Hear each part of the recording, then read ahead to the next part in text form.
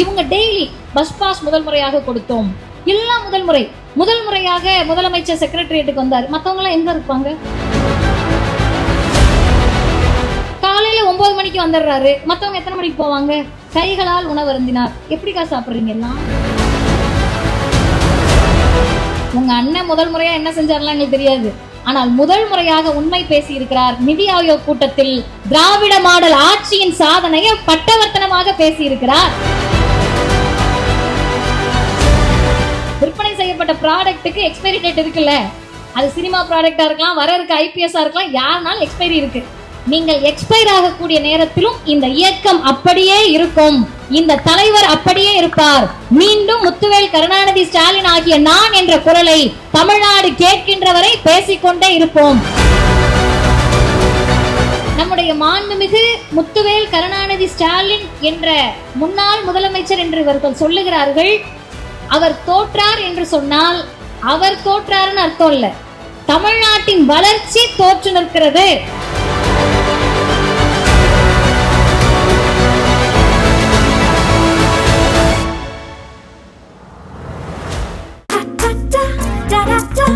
Taste the Milky Mist ice cream. Milky Mist ice creams. ஆச்சி மசாலா. எந்த சமையலும் ருசி தேடும் ரகசியம். 20 ரூபாய். முத்தமிழறிஞர் டாக்டர் கலைஞர், மானமிகு சுயமரியாதைக்காரர் கலைஞர் அவர்களுடைய பிறந்த நாளை இயக்கம் என்று சொன்னால் இயங்கிக் கொண்டே இருப்பது, அது எங்களை போன்ற சமூக இயக்கத்திற்கு மட்டுமல்ல, அரசியல் இயக்கமான திராவிட முன்னேற்ற கழகத்திற்கும் பொருந்தும் என்பதை சொல்லக்கூடிய வகையிலே தொடர்ந்து சென்னை கிழக்கு மாவட்டத்தில் கலைஞருடைய பிறந்த நாளை கொண்டாடி கொண்டிருக்கிறீர்கள். இப்படியான நிகழ்ச்சிகளை தொடர்ந்து நடத்தி நாங்கள் சோர்ந்து போக மாட்டோம், விழுந்தாலும் வீழாமல் எழுவோம் என்பதை சொல்லத்தக்க வகையிலே தொடர்ந்து நிகழ்ச்சிகளை நடத்தி வரக்கூடிய சென்னை கிழக்கு மாவட்ட கழக செயலாளரும், இந்த பகுதியில் உங்கள் அனைவருடைய பேரன்பை பெற்றிருக்கக்கூடிய அன்பிற்குரிய சகோதரர் அண்ணன் PKS அவர்களே, நிகழ்ச்சிக்கு தலைமையேற்றிருக்கக்கூடிய தெற்கு பகுதி கழக செயலாளர் அண்ணன் DSP ராஜகோபால் அவர்களே, முன்னிலை ஏற்றிருக்கக்கூடிய மானமிகுவாளர்களே, இந்த நிகழ்ச்சியில் உரையாற்ற வருகை தந்திருக்கக்கூடிய திராவிட முன்னேற்ற கழக மருத்துவ அணி செயலாளரும், ஆட்சி வரும் போகும் ஆனால் என்னாலும் அவர் மக்கள் மருத்துவர் என்பதில் எந்த மாற்றமும் இல்லை என்று சொல்லத்தக்க வகையில் பணியாற்றக்கூடிய அன்பிற்குரிய அண்ணன் எழிலன் அவர்களே, விருதுநகர் வடக்கு மாவட்ட கழக செயலாளரும், கொள்கை குடும்பம் என்று சொல்லத்தக்க வகையிலே எப்போதும் எங்களை போன்ற இளைஞர்களை உற்சாகப்படுத்தி இந்த கொள்கை வழியில் நடப்பதால் என்ன லாபம் என்பதை உணர்த்தக்கூடிய அருமை அண்ணன் தங்கம் தென்னரசு அவர்களே, வருகை தந்து சிறப்பிக்கக்கூடிய அனைத்து தோழர்களுக்கும், கடைசி வரிசை வரை அமர்ந்து கேட்கக்கூடிய அன்பிற்குரிய சகோதர சகோதரிகளுக்கும், கடமையாற்றக்கூடிய காவல்துறை அதிகாரிகளுக்கும் நான் சார்ந்திருக்கக்கூடிய திராவிடர் கழகத்தின் சார்பிலே அன்பு வணக்கம். இந்த இடம் எனக்கு புதிதில்லை. அண்ணனோட நிகழ்ச்சியிலே இந்த இடத்துல ஏற்கனவே அண்ணன் ராசா அவர்களோடு இணைந்து நான் பேசி இருக்கிறேன். ஆனால் இந்த இடத்தில் மாற்றங்கள் ஏற்பட்டிருக்கா அப்படின்னு கேட்டா ஏமாற்றங்கள் நிறைய ஏற்பட்டிருக்கு. அந்த ஏமாற்றத்திலிருந்து மாற்றத்தை நோக்கிய இந்த பயணத்தில் வெற்றி வாய்ப்பை இழந்து விட்டோம். அதை நம்ம முதல்ல ஒத்துக்கணும். தோத்துட்டோமா? ஆமா. ஆனா என்ன செய்தினா, பொதுவாக ஒரு வகுப்புல முதல் மார்க் எடுத்த பிள்ளை தான் ஓவரா ஆடும். கொஞ்சம் மார்க் கம்மியான பிள்ளை பயந்துட்டு அமைதியா இருக்கும். ஆனா தலைகீழாக 108 என்று சொல்லக்கூடியவர்கள் அச்சத்தில் நிகழ்ச்சி நடத்துவதில்லை. நாம் தொடர்ந்து நிகழ்ச்சிகளை நடத்தி கொண்டே இருக்கிறோம்னா என்ன அர்த்தம்? வெற்றி பெற்றவர்கள் அமைதியாக இருக்கிறார்கள், தோற்றுவிட்டோம் என்று சொல்லப்படக்கூடிய நாம் தொடர்ந்து இயங்கிக் கொண்டிருக்கிறோம்னா அடிப்படையில் நமக்கும் மற்றவர்களுக்கும் ஒரு வேறுபாடு இருக்கிறது. இந்த திராவிடர் இயக்கம் தொடங்கப்பட்ட நாளிலிருந்து இந்த இயக்கத்திற்கு ஒரு சமூகம் நன்றி உணர்ச்சியோடு இருக்கணும்னு சொன்னா அது ஜாதிகளை கடந்து, மதங்களை கடந்து, பாலினத்தை கடந்து பெண்களாக இருக்கக்கூடிய நாம் இந்த இயக்கத்திற்கு மிகப்பெரிய நன்றி கடன் பெற்றிருக்கிறோம். ஏன் பெண்களாக இருக்க நம்மன்னு கேட்டா, கடைசி வரிசையில் உட்கார்ந்துருக்க அக்காமார் வரைக்கும் எனக்கு இங்க இருந்து நீங்க நல்லா தெரியுறீங்க, நான் பேசுறது கேக்குதாக்கா? அண்ணனுங்கெல்லாம் சொல்லக்கூடாது. அண்ணனுங்க கேட்டாலும் பிரச்சனை இல்லை, கேட்கலனாலும் பிரச்சனை இல்லை. அக்காங்க கேக்குதுல்ல? கேக்குது. ஏன்னா நீங்க இருக்கக்கூடிய இறுக்கத்தை பார்க்கிறப்ப எனக்கு பயமா இருக்கு. நாம் ஒருபோதும் இறுக்கமாகவோ சோர்வாகவோ இருக்க தேவையில்லை. ஏன் கேட்டா, நம்முடைய மாண்புமிகு முத்துவேல் கருணாநிதி ஸ்டாலின் என்ற முன்னாள் முதலமைச்சர் என்று இவர்கள் சொல்லுகிறார்கள். அவர் தோற்றார் என்று சொன்னால் அவர் தோற்றாருன்னு அர்த்தம் இல்ல, தமிழ்நாட்டின் வளர்ச்சி தோற்று நிற்கிறது. அப்ப நீங்க எல்லாருமே உற்சாகமாக பணி செய்ய வேண்டிய காலகட்டத்தில் தான் ஏன் பெண்கள் நன்றி கடன் பற்றுக்கோன்னா, கலைஞரின் பிறந்த நாள், எத்தனை ஆண்கள் வேண்டுமானாலும் பேசலாம். ஆனா நம்ம பேசுறோம்லக்கா, அது தேவை. இங்க கலைஞர் நிறைந்திருக்கிறார். இங்க எங்க கலைஞர் நிறைந்திருக்கிறாருன்னா, கார்ல இறங்கி வரோம். இப்ப நீங்க திரும்பி பார்த்தாலும் தெரியும், 2 பேண்ட் பாக்கெட்லயும் இப்படி கையை வச்சுக்கிட்டு நம்ம எல்லாருக்கும் சேர்த்து பாதுகாப்பு வழங்கக்கூடியவர் பெண் காவல்துறை அதிகாரி. அந்த பெண் காவல்துறை அதிகாரிகளை இன்னைக்கு என்னென்னமோ சொல்றாங்க. நான் என்னுடைய கல்லூரியில பேச மேல போனப்ப சிங்கப்பெண்ணின் பாட்டு போட்டாங்க. நான் எம்எல் செகண்ட் இயர் படிக்கிறப்ப நினைவு இருக்கு. அப்ப நான் மேடையில் ஏறின உடனே சொன்னேன், தயவு செஞ்சு இந்த பாட்டை இனிமே எனக்கு போடாதீங்க, வேற யாருக்காவது போடுங்க, எனக்கு போடாதீங்கன்னு. எல்லாரும் ஏன்னு ஆச்சரியமா பார்த்தப்ப, இப்ப நான் சொல்றத எல்லாரும் கவனிக்கணும். பெண்கள் நம்மளை என்னக்கா சொல்லுவாங்க? தெய்வம்னு சொல்லுவாங்க. கல்விக்கு சரஸ்வதி, இதுக்குக்கா பணத்துக்கு டிபார்ட்மெண்ட் அதான மாறல. ஆனா கல்விக்கே கடவுள் சரஸ்வதி நம்மளை படிக்க உள்ள, பணத்துக்கே கடவுள் லட்சுமி, நமக்கு சொத்துல உரிமை இல்லைன்ட்டாங்க. இப்ப தெய்வமா பார்ப்பாங்க. இல்லைன்னா அந்த நதி ஆறு ஓடுறது ஊடுறது எல்லாம் நம்ம தான், எல்லாமே நம்ம தான். நதியே நதியே காதல் நதியே நமக்கு பாட்டு வேற. தெய்வம் நம்ம, ஓடுகின்ற ஆறுகள் நம்ம, இந்தியாவே பாரத நாடு, எல்லாம் சரி. கடைசியில சிங்கப்பெண் நம்ம தான், சிங்கமும் நம்ம தான். கடைசி வரைக்கும் ஆண்கள் வாயிலிருந்து தெய்வம்னு சொல்லுவாங்க, நதின்னு சொல்லுவாங்க, சிங்கம்னு கூட சொல்லுவாங்க. மனுஷங்களா மட்டும் பார்க்கவே மாட்டேன்.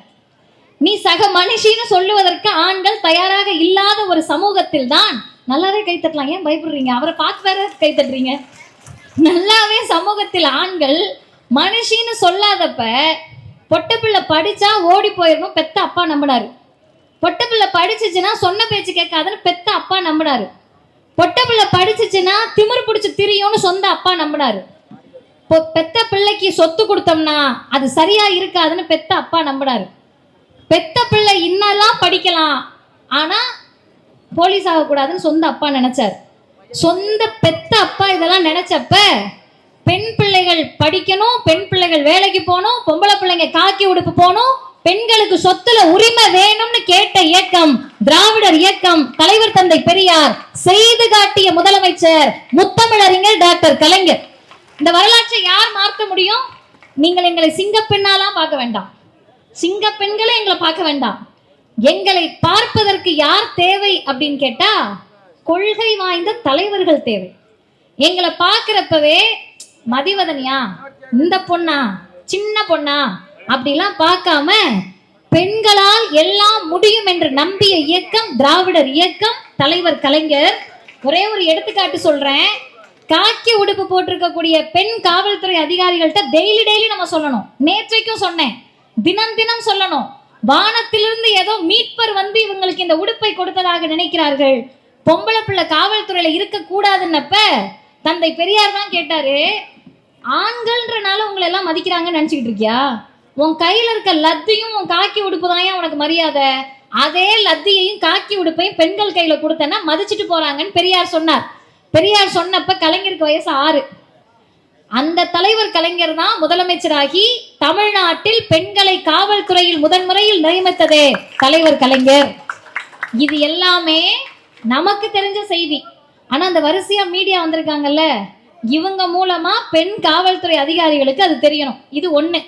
ரெண்டாவது, எப்போதும் இந்த பகுதியில் மக்கள் எவ்வளவு உற்சாகமா இருப்பீங்கன்னு கேட்டா, எந்த முறை எத்தனை முறை திராவிட முன்னேற்ற கழக கூட்டம் இங்க நடந்தாலும் நீங்கள் அதே எழுச்சியோடு பங்கேற்பீர்கள். அதுக்கு என்ன தெரியுமா காரணம்? பேசுற பேச்சாளர்கள் இல்ல, நடத்தக்கூடியவர்கள் அல்ல. இந்த இயக்கம் வீழாது நிற்கும் என்பதை சொல்லக்கூடிய தொண்டர்களால் ஆனது திராவிடர் இயக்கம். இப்ப யார் கலைஞர்? அந்த கேள்விக்கு நான் ஒரே வரியில பதில் சொல்றேன். இவ்வளவு சொன்னேன்ல, தந்தை பெரியார் தந்தை பெரியார் தந்தை பெரியார்னு. அந்த பெரியாரை பற்றி கலைஞர் ஒன்னு எழுதுறாரு. என்ன எழுதுறாருன்னா, பம்பரமோ ஓய்வு பெறும் சுற்றிய பின், படுகிழமாய் ஆன பின்பும் ஓய்வின்றி சுற்றி வருகிறார்னு கலைஞர் பெரியாரை பார்த்து சொல்றார். அதுக்கு அடுத்து சொல்றாரு, இறைவனுக்கே மறுப்பு சொன்ன இங்கர்சாலாய், எப்போதும் பேசுகின்ற ஏதன்ஸ் நகர் சாக்ரட்டிஸாய், ஏனென்று கேட்பதிலே வைர நெஞ்ச வால்டேராய், எம் தலைவர் தந்தை பெரியாரும் வாழ்ந்துட்டாரே அப்படின்னு கலைஞர் தந்தை பெரியாரை பார்த்து சொல்றாரு. ஆனா பெரியார் அவர் வாழ்ந்த நாட்களில் எவ்வளோ பெரிய தலைவர்கள் எல்லாம் பார்த்திருக்காரு, எத்தனையோ நாடுகளுக்கு போயிருக்காரு, எத்தனையோ முதலமைச்சர்களை பார்த்திருக்காரு. ஆனா அந்த பெரியார் அவர் வாழ்நாளில் ஒரே ஒருத்தருக்கு தான் சிலை வைக்கணும்னு சொன்னார். யாருக்கு சொன்னாருன்னா, முத்தமிழறிஞர் டாக்டர் கலைஞருக்கு சிலை வைக்க வேண்டும்னு தந்தை பெரியார் சொன்னார். ஏன்? பெரியாரை பார்த்து சாக்ரட்டிஸை போல, வால்டேரை போல, இங்கர்சாலை போல எல்லாரும் சேர்த்த உருவம் பெரியார்னு கலைஞர் சொல்றாரு. அந்த கலைஞரை பெரியார் ஏன் சிலை வைக்கணும்னா ஒரே வார்த்தையில சொன்னாருங்க, கலைஞர் தமிழ்நாட்டுக்கு கிடைத்த பொக்கிஷம். இன்றைக்கு இருந்திருந்தால் தளபதி ஸ்டாலின் தமிழ்நாட்டிற்கு கிடைத்த பொக்கிஷம் என்று சொல்லியிருப்பார்.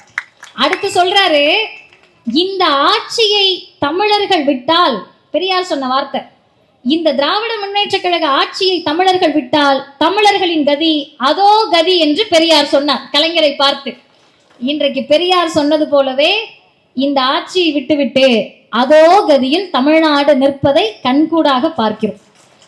இப்ப நமக்கு இறுதியாக 3 செய்தியோட நான் முடிக்கிறேன். முதல் செய்தி, இளைஞர்கள் வந்திருக்கீங்க, பெண்கள் வந்திருக்கீங்க. பெண்களில் சிலர் நீங்களா வந்திருக்கலாம், இல்ல நண்பர்கள் கூப்பிட்டாங்கன்னு வந்திருக்கலாம், இல்ல சும்மா போனோமான்னு கூட வந்து உட்காந்துருக்கலாம். ஏன் வேற கட்சிக்கு ஓட்டு போட்டுட்டு கூட தெரியாம இங்க வந்து உட்காந்துருக்கலாம். நீங்க தான் எங்களுக்கு வேணும், ஏன்னா உங்களுக்கு தான் நிறைய நாங்க சொல்ல வேண்டியது இருக்கு. நல்லா கேட்டுக்கோங்க, யாருக்கும் கிடைத்த சொகுசு திமுகவுக்கு எப்பயுமே கிடைச்சது கிடையாது. எடுத்துக்காட்டுக்கு சொல்றேனே, அவங்க கோவில்களில் திருடுகிற போது, மன்னிக்கணும், அவாக்கள் பண்றப்ப அதுக்கு பேரு எடை குறைப்பான். கோவில் சிலையில கொஞ்சம் எடுத்துடுறாங்க, எடை குறைப்பு நடந்ததாம். நம்மவர்கள் யாருன்னா பிற்படுத்தப்பட்ட, மிகவும் பிற்படுத்தப்பட்ட பட்டியலின மக்கள் எல்லாரும் சேர்ந்துதான். உடனே நம்மவர்கள்னா நீங்க கூகுள்ல போய் நான் யாருன்னு தேடக்கூடாது. சாகிற வரைக்கும் நாங்க யாருன்னு கண்டே பிடிக்க முடியாது உங்களால. ஏன்னு கேட்டா, தந்தை பெரியாரின் பார்வையில் நாம் கொள்கையாளர்கள், கலைஞரின் பார்வையில் நாம் உடன்பிறப்புகள். அதுதான் நம் அடையாளம். அந்த அடையாளத்தோடு சொல்லுகிறேன், அவங்க செய்யறப்ப எடை குறைப்பு, நம்மால் செஞ்சா திருட்டு. உங்களுக்கு புரியுற மொழியில சொல்லணும்னா, ஏவன்னு குற்றம் சுமத்தப்பட்டு குற்றம் நிரூபிக்கப்பட்டாலும் அவங்க இரும்பு பெண்மணி. இந்திய வரலாற்றில் ஒரு குற்றம் கூட நிரூபிக்கப்படலனாலும் திமுக ஊழல் கட்சி. எப்படி வரும்? எங்க இருந்து வரும்? ஊடக சொகுசு. அந்த அம்மையாருக்கு கிடைத்த ஊடக சொகுசு அப்படியே இன்றைய முதலமைச்சர் மாண்புமிகு ஜோசப் விஜய் அவர்களுக்கு கிடைத்திருக்கிறது. என்னங்க மாண்புமிகு முதல்வர்னு சொல்றீங்கன்னு கேட்டா, அதுதானே நம்முடைய பண்பு. மக்களின் தீர்ப்பு அதுன்னா நம்ம அதை ஏத்துக்க தயாரா தானே இருக்கணும். ஆனா எப்போ வரைக்கும் தயாரா இருப்போம்னா, இப்ப அவங்க ஒரு ப்ரொபேஷன் பீரியட்ல இருக்காங்க. அம்மாமார்களுக்கு புரியுற மாதிரி சொல்றேன், இந்த அரசு ஊழியர்களுக்குலாம் ஒரு 6 மாசம் டைம் தருவாங்கம்மா. நீங்க அந்த 6 மாசத்துல உங்ககிட்ட எந்த பிரச்சனையும் இல்லை அப்படிலாம் நிரூபிச்சிங்கன்னா வேலையை கண்டினியூ பண்ணலாம், இல்லைன்னா வீட்டுக்கு போகலாம். அதான் ப்ரொபேஷன் பீரியட். இப்ப யாருமே அவரை நோக்கி கேள்வி எழுப்பக்கூடாதா? நாமளும் எழுப்பல. நம்ம எதுக்கு கேட்க போறோம்? நம்ம கேட்கல. ஆனா ஒண்ணு கேட்கிறோம், பிஜேபி எப்படி ஆட்சியை பிடிச்சிச்சுன்னா, முஸ்லிம்கள்லாம் நம்ம எதிரின்னு சொல்லி ஆட்சியை பிடிச்சாங்க. இந்துக்களே ஒன்று கூடுங்கள், இஸ்லாமியர்கள் நம்ம எதிரிகள் அப்படின்னு சொன்னாங்க. உண்மையாவே இஸ்லாமியர்கள் நமக்கு எதிரியான்னு பார்த்தா, இங்க குள்ளா வச்சுட்டு அண்ணன் உட்கார்ந்துருக்காரு, புர்கா போட்டுட்டு நம்ம அக்கா உட்கார்ந்துருக்காங்க. தமிழ்நாட்டில் நம்ம நம்பல, வட இந்திய மாநிலங்கள் அதை நம்பினாங்க. அருமை சகோதரிகளே, இளைஞர்களே, நீங்கள் அறிவார்ந்தவர்கள், புரிந்து கொள்ளுங்கள். RSS அஜெண்டா என்பது கிரியேட்டிங் த ஃபால்ஸ் எனிமீஸ், பொய்யான எதிரிகளை உருவாக்குவது. அதே வழியில்தான் இன்றைக்கு தாவேகா என்ற கட்சி திமுக தான் தமிழர்களின் எதிரின்னு கிரியேட்டிங் த ஃபால்ஸ் எனிமி, நம்ம தான் அவங்களுக்கு எதிரின்றாங்க. சரி, தமிழ்நாடு திமுகவால் சீரழிந்ததா வளர்ந்ததா? ஒரே ஒரு எடுத்துக்காட்டு சொல்றேன். நான் வழக்கறிஞர், இங்க நிறைய வழக்கறிஞர்கள் இருப்பீங்க. கோர்ட்டுக்கு போவோம், நீதிபதி உட்கார்ந்துருப்பாங்க. 100 வருஷத்துக்கு முன்னாடி நீதிபதியை பார்த்து மை லார்ட் அப்படின்னு கூப்பிடணும். இன்னைக்கும் அப்படிதான். அந்த மை லார்ட் யாரா இருப்பாங்கன்னா, பார்ப்பன சமூகத்தை சார்ந்தவர்கள் மட்டும்தான் இருப்பாங்க. நம்மவர்கள் யாரும் இருக்க மாட்டாங்க. எப்படி? 1862 தொடங்கிய சென்னை உயர்நீதிமன்றத்துல 100 வருஷம் அதான் நிலைமை. நல்லா கேட்டுக்கங்க. தந்தை பெரியார் ஒரு நிகழ்ச்சியில பங்கேற்கிறாரு. ஐஏஎஸ் ஐபிஎஸ்கள்லாம் நிகழ்ச்சி நடத்துறாங்க. பெரியார் சொல்றாரு, பட்டியலின வகுப்பை சார்ந்த நீங்கள்லாம் ஐஏஎஸ் ஆயிட்டீங்க, ஐபிஎஸ் ஆயிட்டீங்க. ஆனா எனக்கு ஒரு வருத்தம் இருக்கு. என்ன வருத்தம்? இந்த இருக்கு சென்னை உயர்நீதிமன்றம் 100 வருஷம் ஆயிடுச்சு, அது வந்து ஒரு பட்டியலின வகுப்பை சார்ந்த நீதிபதி கூட வரலையே அப்படின்னு பெரியார் கேட்கிறாரு. பெரியார் இது மாதிரி 1000 கேட்டிருக்காரு. கேட்டுட்டாரா? முடிஞ்சுச்சா? அடுத்த நாள் திராவிடர் கழகத்திலிருந்து அந்த செய்தி கலைஞருக்கு போது, கலைஞர் என்ன தெரியுமா செஞ்சாரு? இவங்க கேட்குறாங்கல்ல, உங்க காசுலையா செய்றீங்க, எங்க வரி பணம் தானே,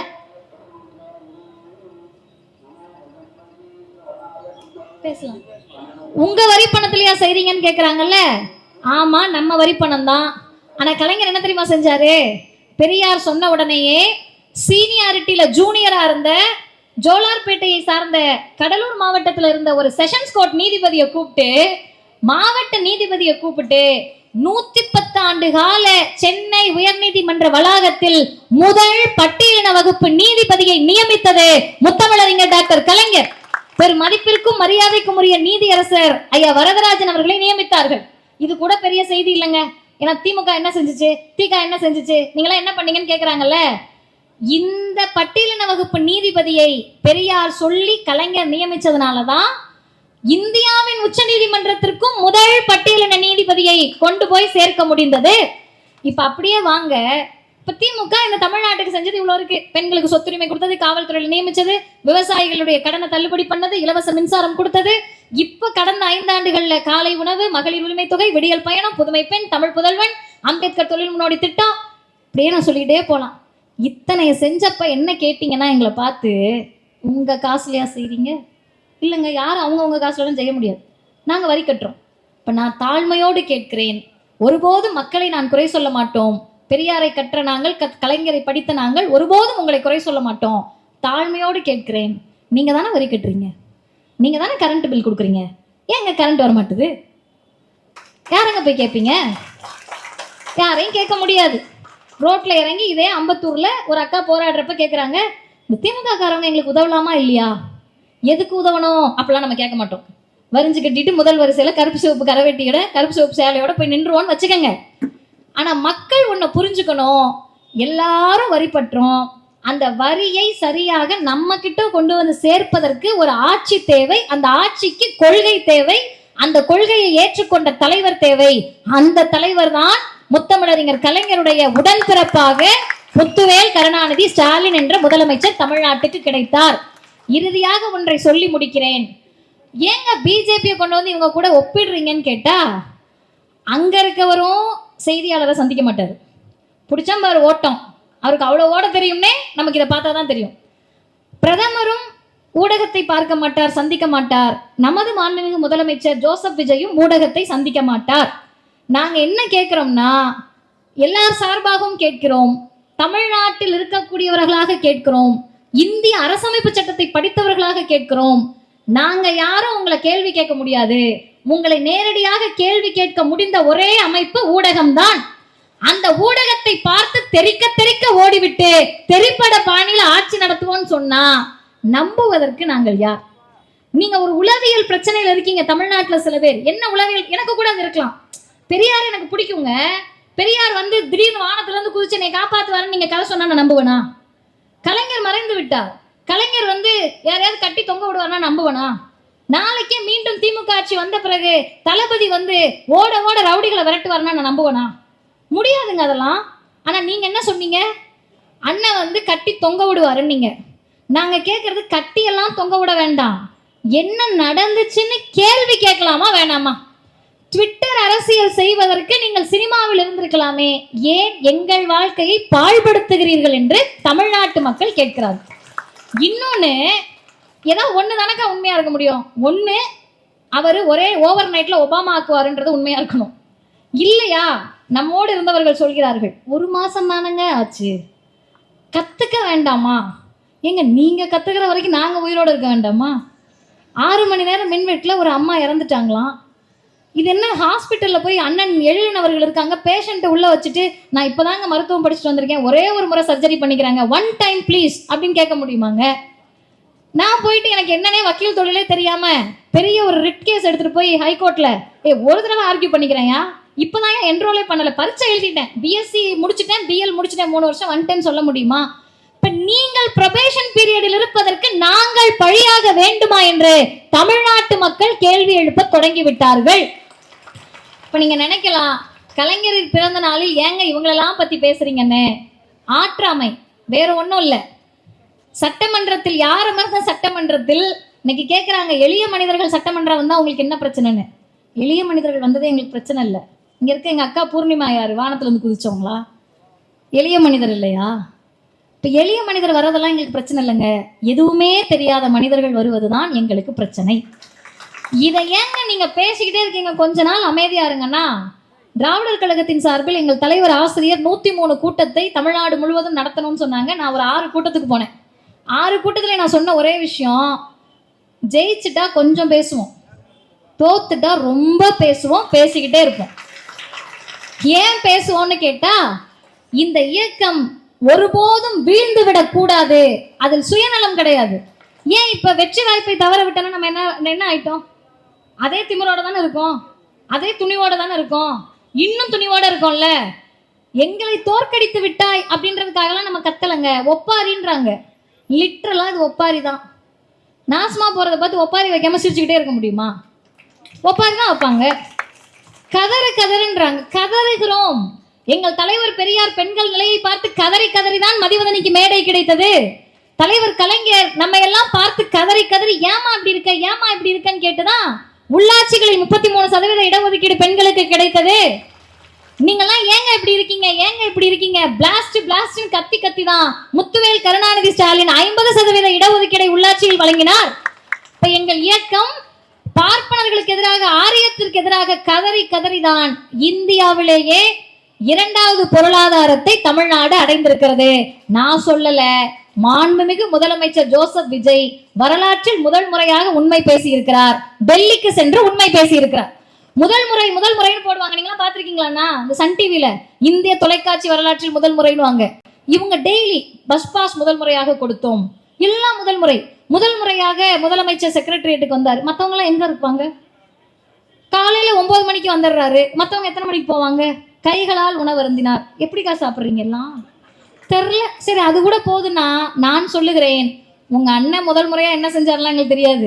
ஆனால் முதல் முறையாக உண்மை பேசி இருக்கிறார். நிதி ஆயோக் கூட்டத்தில் திராவிட மாடல் ஆட்சியின் சாதனையை பட்டவர்த்தனமாக பேசி இருக்கிறார். அதில் கூட மகளிர் சுய உதவி குழுக்களை பத்தி பேசி இருக்கிறாரு. மகளிர் சுய உதவி குழுக்களை அறிமுகப்படுத்தியது உங்களுக்கு பிடிக்காத திராவிட முன்னேற்ற கழகம், முத்தமிழறிஞர் டாக்டர் கலைஞர். இந்த இயக்கத்தினுடைய வலிமை என்பது தேர்தல் வெற்றி தோல்விகளில் அல்ல. கொஞ்சம் முறைதான்க்கா ஜெயிச்சிருக்கோம், நிறைய போது தோத்துதான் போயிருக்கோம். தோல்விகளால் துவண்டு போயிருக்கணும்னா 75 வருஷம் நின்றுக்க மாட்டோம். 100 வருஷம் நீதி கட்சி சுயமரியாதை இயக்கத்தினுடைய திராவிடர் கழகத்தின் தொடர்ச்சின்னு சொல்லியிருக்க மாட்டோம். ஏன் நிக்கிறோம்னு கேட்டா, இது தேர்தல் கணக்கல்ல, அடுத்த தலைமுறை கணக்கு. அந்த தலைமுறைக்கு தேர்தல் தேவை, நல்ல ஆட்சி தேவை.